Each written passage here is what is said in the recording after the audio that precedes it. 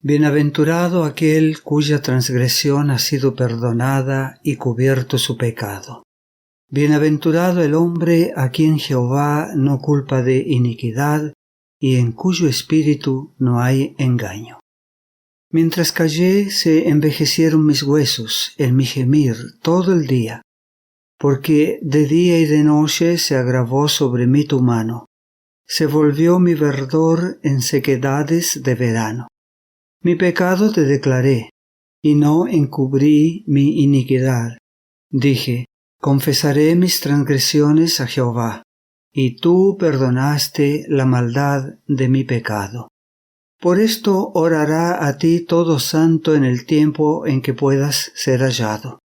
Ciertamente, en la inundación de muchas aguas, no llegarán éstas a él. Tú eres mi refugio, me guardarás de la angustia.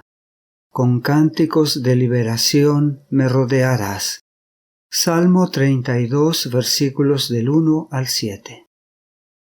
Tradicionalmente, el Salmo 32 fue clasificado como uno de los 7 salmos penitenciales. Los otros 6 son los salmos 6, 38, 51, 102, 130 y 143. Hoy en día, este alegre cántico es caracterizado comúnmente como un salmo de acción de gracias, que apunta hacia atrás, al perdón recibido. Esto se ajustaría bien delante del ritual de traer una ofrenda por el pecado o la culpa al templo de Jerusalén. La experiencia agonizante de los sentimientos de culpa y tensiones internas ha pasado, y David, el rey de Israel, entra en la comunidad de adoración para dar su testimonio de cómo Dios lo condujo desde la depresión profunda a la felicidad interior. Su cántico, considerado como un poema artístico o didáctico, invita a otros a estar igualmente alegres. Versículo 11. Alegraos en Jehová y gozaos, justos, y cantad con júbilo todos vosotros los rectos de corazón. Uno de los mayores temores de un transgresor es ser declarado culpable y estar sujeto al castigo. El verdadero problema para el rey David no era el tema de si era culpable o no, sino si él estaba dispuesto a admitir su culpa delante de Dios. Versículo 3. Mientras callé, se envejecieron mis huesos, en mi gemir todo el día. Evidentemente David había tratado de ocultar su pecado a Dios. La negativa a admitir la culpa representa el típico impulso humano de autojustificarse.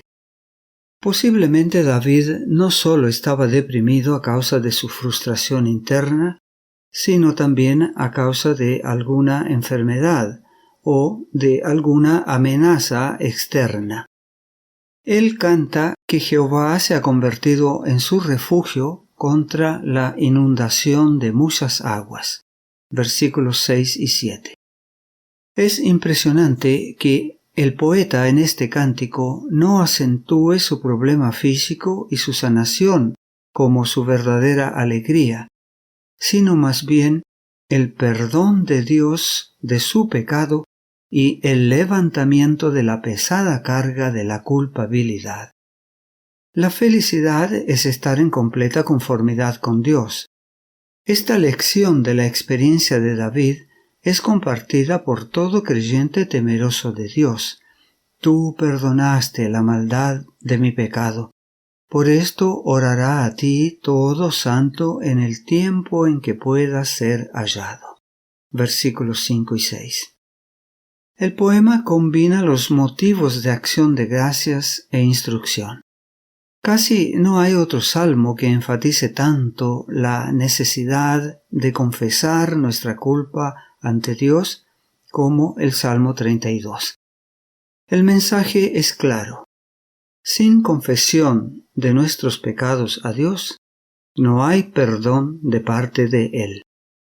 Esta es la aplicación práctica de la enseñanza de Israel acerca de Dios. Y sucederá que cuando alguien peque respecto a cualquiera de estas cosas, confesará aquello en que pecó. Levítico capítulo 5, versículo 5. Esto no sugiere que el perdón divino pueda ganarse o pagarse con nuestras confesiones. La gracia de Dios es gracia soberana, el favor inmerecido de Dios para con nosotros. Tanto nuestro sentimiento de culpa como nuestro arrepentimiento son el fruto de la obra de la gracia divina en nuestros corazones. Esta es la comprensión de David.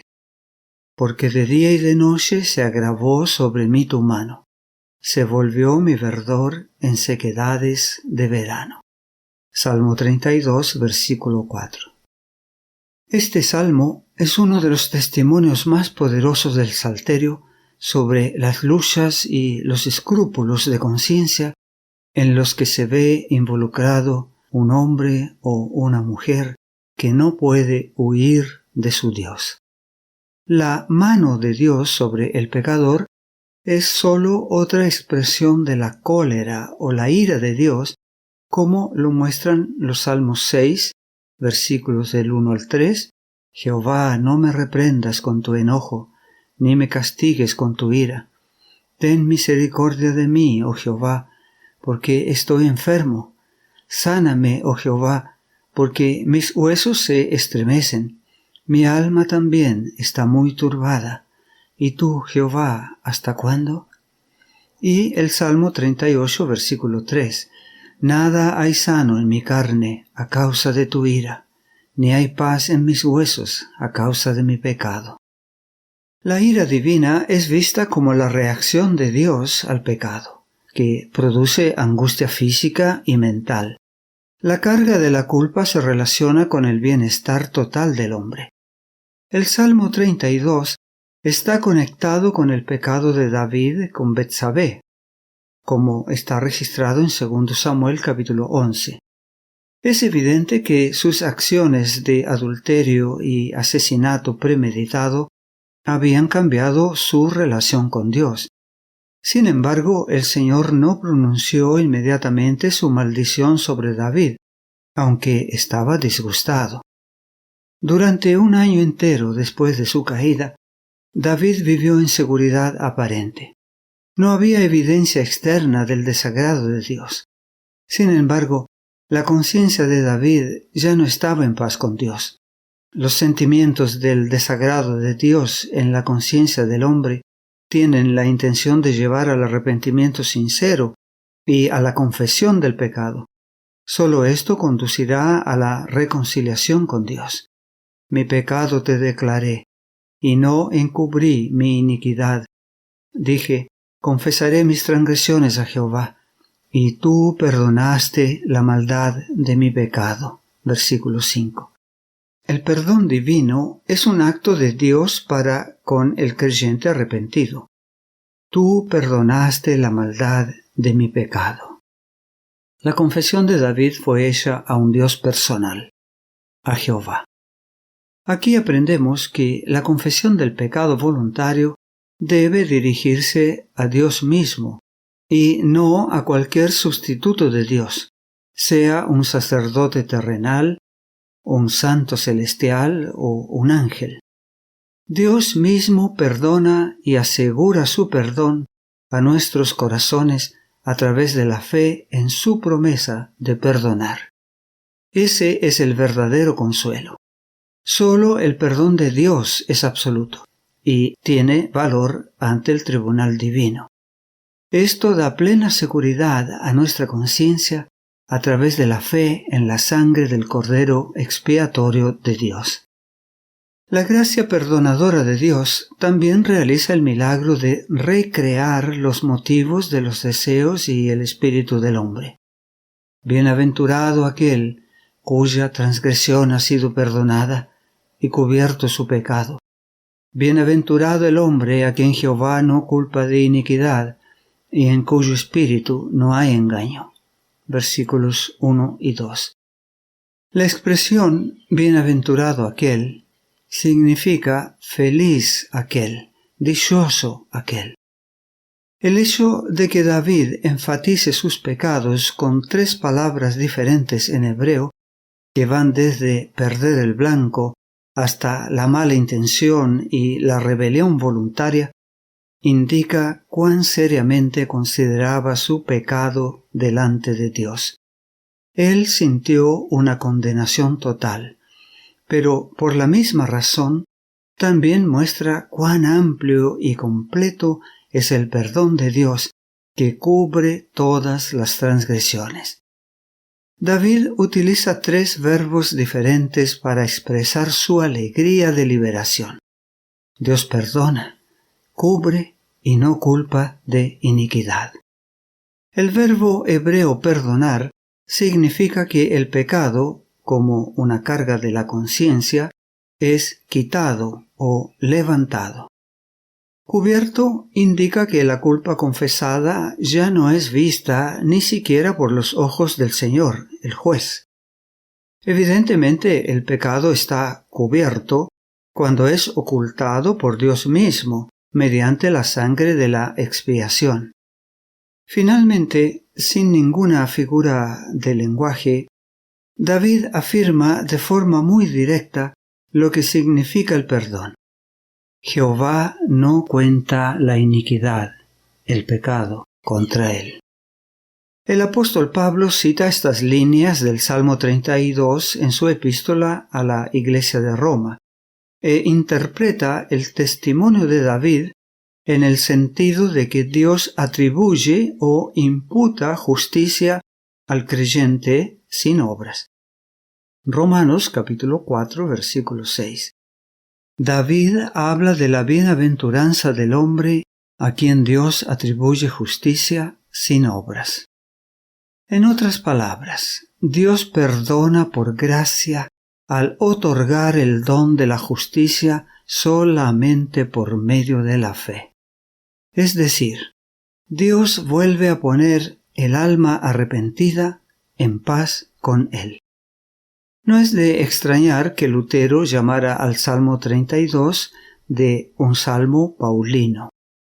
Pablo afirma que también el rey David experimentó la esencia del Evangelio, el perdón de los pecados, al igual que los creyentes cristianos. El perdón restaura la relación legal o correcta con Dios. Por eso se llama justificación. Sobre la base de la justificación del pecador por parte de Dios, la conciencia inquieta llega a su descanso. Si Dios está así a su favor, ¿quién puede estar en su contra? Pablo aún desafía a todos los seres creados. Romanos capítulo 8 versículos 33 y 34. ¿Quién acusará a los escogidos de Dios? Dios es el que justifica. ¿Quién es el que condenará? Cristo es el que murió, más aún el que también resucitó, el que además está a la diestra de Dios, el que también intercede por nosotros. Por medio del profeta Jeremías, Dios había subrayado la irrefutable certeza del perdón divino. Jeremías capítulo 31, versículos 33 y 34. Este es el pacto que haré con la casa de Israel después de aquellos días, dice Jehová. Daré mi ley en su mente, y la escribiré en su corazón. Y yo seré a ellos por Dios, y ellos me serán por pueblo. Y no enseñará más ninguno a su prójimo, ni ninguno a su hermano, diciendo, Conoce a Jehová, porque todos me conocerán, desde el más pequeño de ellos hasta el más grande, dice Jehová. Porque perdonaré la maldad de ellos, y no me acordaré más de su pecado. El profeta Jeremías equipara el perdón con el hecho de que Dios no recuerde más los pecados de Israel. El verbo recordar o acordarse tiene un significado específico en la Biblia hebrea, y este significado va más allá del mero recuerdo intelectual del pasado. Implica también la acción de Dios de cumplir una promesa o una maldición. Te cito 2 ejemplos. El primero está en Éxodo capítulo 2 versículos 24 y capítulo 6 versículos 5 y 8. Y oyó Dios el gemido de ellos, y se acordó de su pacto con Abraham, Isaac y Jacob. He oído el gemir de los israelitas a quienes los egipcios han esclavizado, y he recordado mi pacto. Yo los llevaré a la tierra por la cual alcé mi mano, jurando que la daría a Abraham, a Isaac y a Jacob. Yo se la daré en posesión. El otro ejemplo está en Apocalipsis capítulo 16, versículo 19 y capítulo 18, versículos 4 y 5. Y la gran ciudad fue dividida en 3 partes, y las ciudades de las naciones cayeron, y la gran Babilonia vino en memoria delante de Dios, para darle el cáliz del vino del ardor de su ira. Y oí otra voz del cielo que decía: Salid de ella, pueblo mío, para que no seáis partícipes de sus pecados, ni recibáis parte de sus plagas, porque sus pecados han llegado hasta el cielo, y Dios se ha acordado de sus maldades. Cuando Dios promete que no se acordará más de nuestros pecados, anuncia la gloriosa seguridad de que Él ya no contará nuestros pecados contra nosotros. Ya no nos hará responsables de nuestros pecados.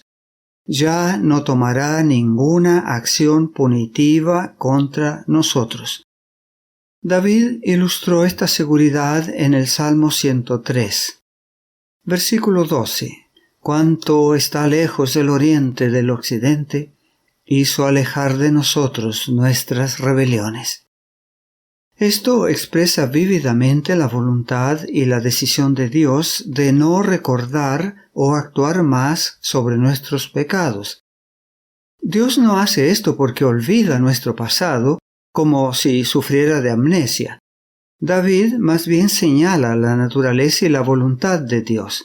Versículos 8 y 9 del Salmo 103.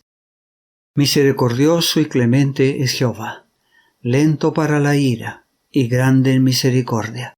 No contenderá para siempre, ni para siempre guardará el enojo. El profeta Miqueas está profundamente impresionado por esta voluntad única y amorosa de nuestro Señor. Él dice en el capítulo 7, versículos 18 y 19: ¿Qué Dios como tú, que perdona la maldad y olvida el pecado del remanente de su heredad? No retuvo para siempre su enojo, porque se deleita en misericordia. Él volverá a tener misericordia de nosotros, sepultará nuestras iniquidades y echará en lo profundo del mar todos nuestros pecados. Entonces, ¿cómo entenderemos la conclusión de David, y en cuyo espíritu no hay engaño? ¿Es tal pureza de espíritu una condición para el perdón, o indica el fruto del perdón? Evidentemente, la impecabilidad no puede ser un requisito previo para el perdón. Solo el verdadero arrepentimiento puede serlo. Por lo tanto, David está describiendo aquí el poder transformador de la gracia perdonadora, un espíritu nuevo en un corazón limpio. Después de su pecado con Betsabé, David pidió a Dios: «Crea en mí, oh Dios, un corazón limpio, y renueva un espíritu recto dentro de mí». Salmo 51, versículo 10. El rey anhelaba no solo el perdón, sino más que eso, anhelaba también un corazón limpio. Esta experiencia de la gracia perdonadora fue ofrecida por Dios en el templo de Jerusalén, donde habitaba la Shekinah, la presencia visible del Señor, y tenía lugar la expiación divina. Asaf, un sacerdote levítico, da testimonio en el Salmo 73 de su propia transformación de alma, de su cambio de corazón. después de haber encontrado personalmente al Dios viviente en su santuario, dice: «Ciertamente es bueno Dios para con Israel, para con los limpios de corazón». Versículo 1. Siempre existió dentro del Israel nacional un Israel espiritual, los limpios de corazón. Y Jesús los tenía en mente cuando dijo: «Bienaventurados los de limpio corazón, porque ellos verán a Dios». San Mateo capítulo 5 versículo 8. Esta pureza de corazón ya se está produciendo en aquellos que responden al poder de atracción del amor de Dios y que empiezan a buscar a Dios con fervor. ¿Quién subirá al monte de Jehová? ¿Y quién estará en su lugar santo? El limpio de manos y puro de corazón, el que no ha elevado su alma a cosas vanas, ni jurado con engaño. Él recibirá bendición de Jehová y justicia del Dios de salvación. Tal es la generación de los que le buscan, de los que buscan tu rostro, oh Dios de Jacob. Salmo 24, versículos 3 al 6. Jesús había visto a Natanael en oración debajo de la higuera suplicando la luz del cielo. Cuando Felipe lo llevó a Jesús, el Señor dijo: «He aquí un verdadero israelita en quien no hay engaño. Antes que Felipe te llamara, cuando estabas debajo de la higuera, te vi». A esto respondió Natanael: «Rabí, tú eres el Hijo de Dios, tú eres el Rey de Israel». Juan capítulo 1 versículos 47 a 49. Los puros de corazón reconocerán que Jesús de Nazaret es el Rey de Israel, el Mesías de la profecía. Con el llamado de Felipe, Natanael y otros se pusieron los cimientos de la iglesia cristiana. La iglesia se basa en la confesión de Simón Pedro a Jesús: «Tú eres el Cristo», o «Tú eres el Mesías, el Hijo del Dios viviente».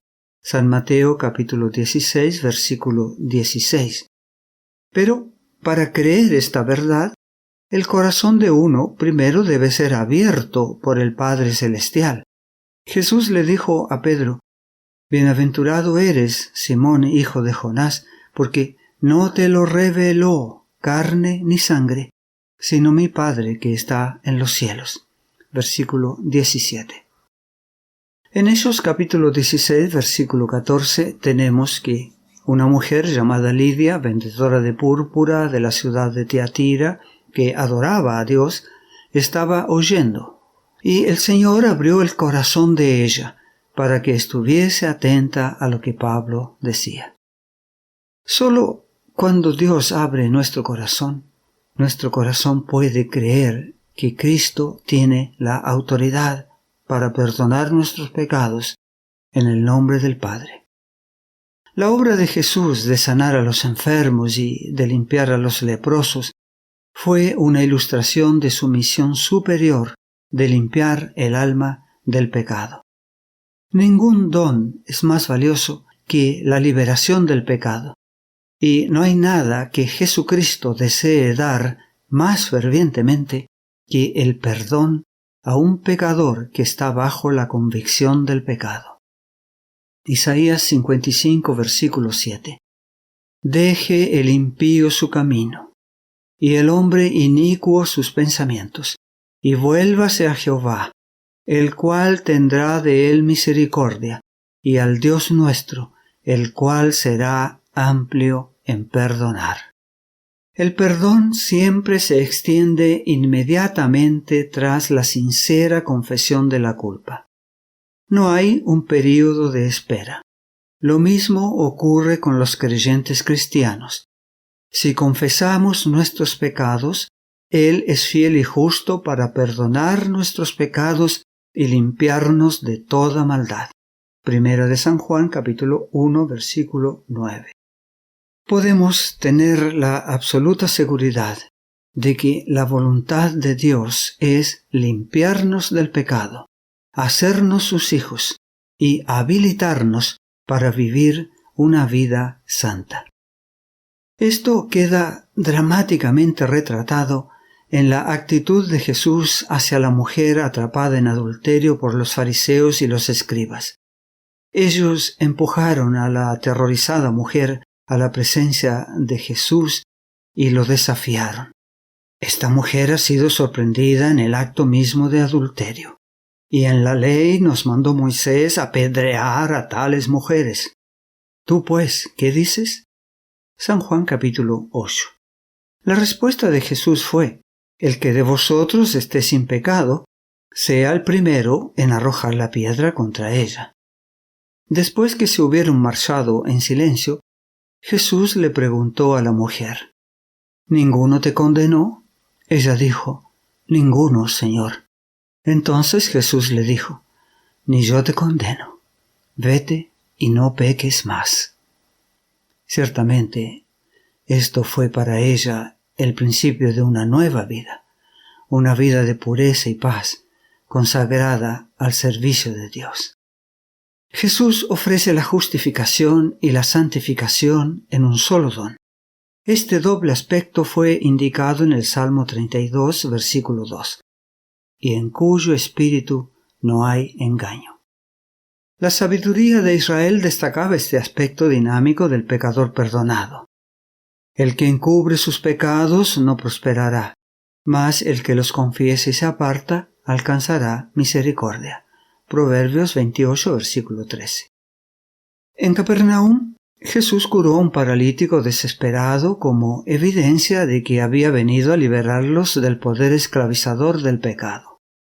Sanó el cuerpo en descomposición del hombre abrumado por la culpa con su poder creador como la evidencia irrefutable de su poder para renovar el corazón. Pues para que sepáis que el Hijo del Hombre tiene potestad en la tierra para perdonar pecados, dijo al paralítico: a ti te digo, levántate, toma tu lecho y vete a tu casa. Entonces él se levantó enseguida, y tomando su lecho, salió delante de todos, de manera que todos se asombraron y glorificaron a Dios, diciendo: nunca hemos visto tal cosa. San Marcos capítulo 2, versículos 10 al 12. No se puede perder esta lección. Cristo Jesús vino ante todo a ofrecer la curación espiritual, que es el principio de la restauración física. Para muchos, la carga de la culpabilidad es el origen de la enfermedad física. Cristo ha sido designado por Dios como el gran médico, el sanador del alma. Su descanso imparte nuevo vigor a la mente y fuerzas al cuerpo. La Biblia no enseña que el pecador perdonado es libre de seguir pecando para que la gracia aumente. Pablo escribió, Romanos capítulo 6, ¿qué pues diremos? ¿Perseveraremos en el pecado para que la gracia abunde? No, de ningún modo, de ninguna manera. Por el contrario, la gracia lo obliga a uno a vivir una nueva vida por gratitud para la gloria del Salvador. La justificación por la fe no es una meta en sí misma en la Sagrada Escritura. El Salmo 32 despliega esta verdad vital en su parte final, versículos 8 y 9. Te haré entender y te enseñaré el camino en que debes andar. Sobre ti fijaré mis ojos. No seáis como el caballo o como el mulo sin entendimiento, que han de ser sujetados con cabestro y con freno, porque si no, no se acercan a ti. Aquí está la respuesta de Dios al espíritu de anarquía y libertinaje que reina hoy. Se espera que el pecador perdonado se comporte como perdonado. Cristo es Salvador y Señor. La santa ley de Dios no ha sido cambiada, suavizada o anulada. Más bien, el pecador es cambiado y llevado a la sagrada armonía con Dios. Ahora él considera la voluntad de su Señor como una preciosa instrucción, como consejo divino para una vida feliz. La esencia del pecado es el rechazo de la autoridad de Dios y la pretensión de autogobierno. Confesar el pecado implica aceptar a Dios como el gobernante de nuestra vida. Lo que el caballo o el mulo deben aprender sin querer, ser sujetados con cabestro y con freno, el creyente perdonado aprenderá voluntariamente. Isaías destaca este punto. Si quisiereis y oyereis, comeréis el bien de la tierra. Si no quisiereis y fuereis rebeldes, seréis consumidos a espada, porque la boca de Jehová lo ha dicho. Isaías capítulo 1, versículos 19 y 20. Dios espera del pecador perdonado una sumisión inteligente y la cooperación de su voluntad con su consejo divino.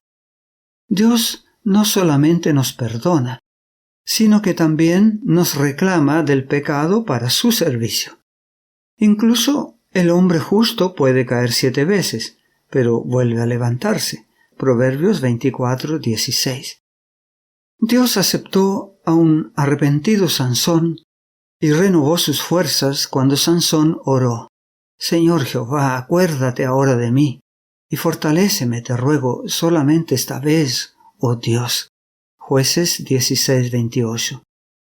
Después de que Pedro negara vergonzosamente a Jesús 3 veces, en la hora de la prueba de su maestro, Jesús aceptó, sin embargo, el corazón roto y el alma contrita de Pedro.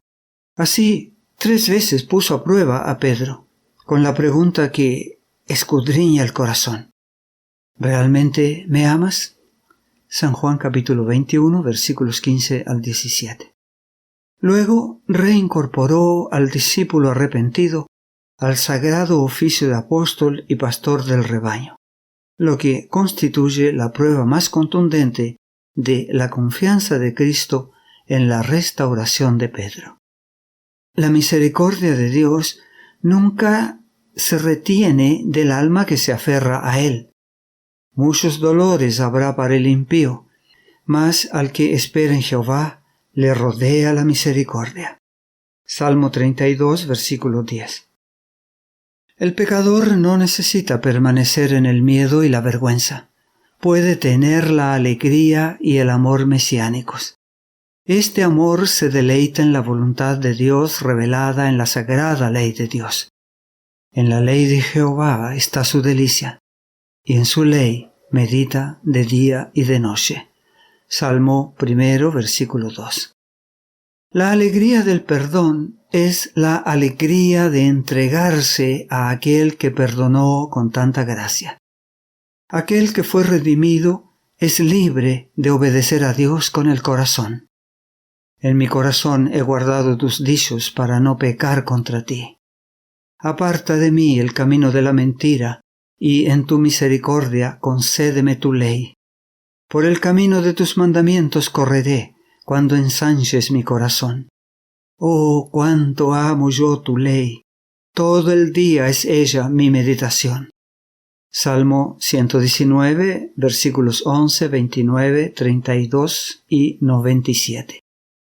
Así como el Salmo 32 comenzó con una triple proclamación de felicidad en el perdón, termina con una triple incitación a regocijarse. Versículo 11. Alegraos en Jehová y gozaos justos, y cantad con júbilo todos vosotros los rectos de corazón. En el Apocalipsis, capítulo 7, vemos una gran multitud de creyentes de todos los tiempos, de todas las razas y naciones, todos alabando al Dios de Israel y a su Mesías como su Salvador. Por fe en Cristo Jesús, nuestra alegría alcanzará su motivación más profunda y la alabanza sin fin a Dios. Todo el cielo resonará en alegría y júbilo, en alabanza a aquel que nos llevó allí. La gracia de Dios sea contigo.